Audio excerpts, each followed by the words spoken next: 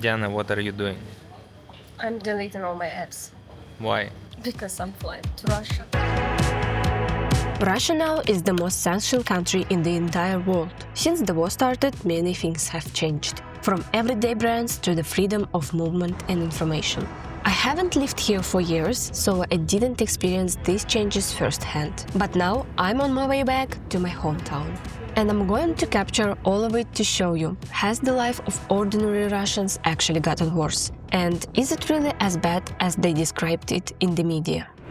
Because here's the thing, when you hear all the news from Western media, it feels like life in Russia is completely desperate and scary. Lots of restrictions, product shortages and collapsing economy. But is it really like that? My goal for this video isn't to point fingers. Our YouTube channel is not about politics. My goal is to find real answers. Because over 100 million people still live here. And if you trust Russian media, their life has actually gotten much better than before. So today we are going to discover, how convenient is it to catch a flight within Russia right now? Are there really any shortages in grocery stores? What does life feel like without all the international brands? How do people handle the internet outages? And overall, does it really affect a normal person's life? Let's find out together.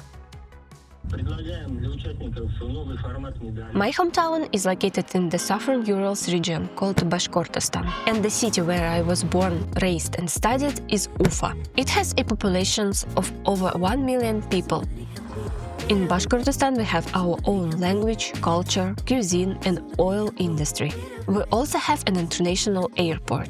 And when I was a kid, we even had direct flights to places like Italy from here. Today the situation is different. Very few airlines offer international flights to or from Russia anymore, especially from Ufa. I'm flying from Serbia, and there are no direct flights to Ufa from here. So the best way for me was to get a layover in the neighboring city of Kazan. So here I am saying bye to my husband and heading to passport control. This is my first time visiting my hometown and my family for the last 2 years, and I'm very excited to see them, but I'm also a little bit scary. I'm scared, first of all, of flying. And of course, for these 2 years, many things have changed, but it's also interesting to see, to analyze how things changed.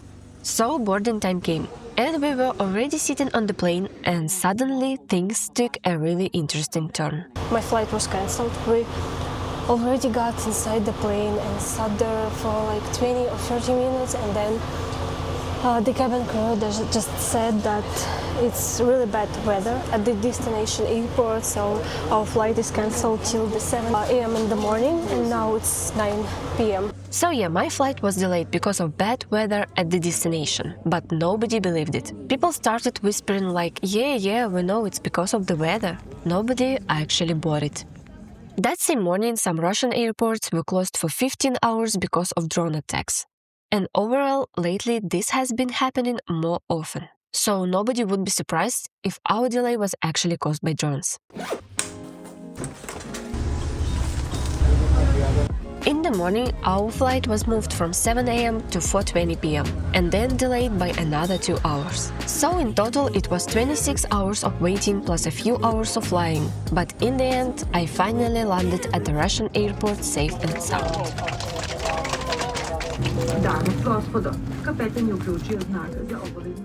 And even though nobody believed it, this time it really was just the weather. Extremely dense fog that wouldn't clear up. Then there was a customs check ahead. That's why I got my smartphone ready, deleting apps including YouTube, Instagram and Telegram. There's always a chance you'll get pulled aside for an extra check, and you never know what they might be looking for. The next flight went smoothly, and this is what a person looks like after 40+ hours of traveling. And finally, I'm home, so it's time to explore what life feels like from the inside. Since the war started, Russia got hit with tons of sanctions. Over 18,000 to be exact. That's more than Iran, Syria and North Korea combined. So yeah, Russia now is the most sanctioned country in the world. They also cut Russia off from SWIFT, MasterCard and Visa stopped working here, and also people from Russia can't use their cards abroad. And more often, they even can't pay for any subscriptions for different services with Russian card. And of course the brands. McDonald's, IKEA, Zara, Apple, hundreds of huge companies closed their stores and left. But some of them later came back under different names. For example, Zara became Mag, Pull&Bear became DAP, Bershka became Ekro, and Stradivarius became Villet. When you hear all this, you would probably think that the economy is ruined and the store shelves are empty. But is it true? Now let's go to a basic, normal grocery store and we'll see how it actually looks. As you can see, the shelves are still full. It's not even that they don't feel empty, they actually aren't empty. You can still buy pretty much everything you need. What changed is not really the availability of products, but the way supermarkets adapted. Some international brands were replaced with local alternatives. For example, Coca-Cola became Dobry Cola, and the same happened with drinks like Sprite and Fanta. At the same time, some original products still made their way back through parallel imports, so you can still spot familiar brands on the shelves. So the shelves are not empty. The market just works differently now. New supply chains, new labels, and in many cases, higher prices. To be honest, I expected much more higher prices because the media constantly screams about how expensive everything in Russia has become. But if you compare it to pre-war times, the increase feels like it's around 25 to 30% on average. But here is the catch. When you talk to people in Russia, you find out that their salaries haven't changed at all, or for many of them actually went down. And that creates a massive problem, because when the prices for literally everything go up by 30%, but your income drops, your purchasing power completely tanks. It's called stagflation, and for the record, this is the second worst scenario for an economy after hyperinflation, when money simply becomes nothing. And yes, regular people feel it a lot. They say that life has just become too expensive now.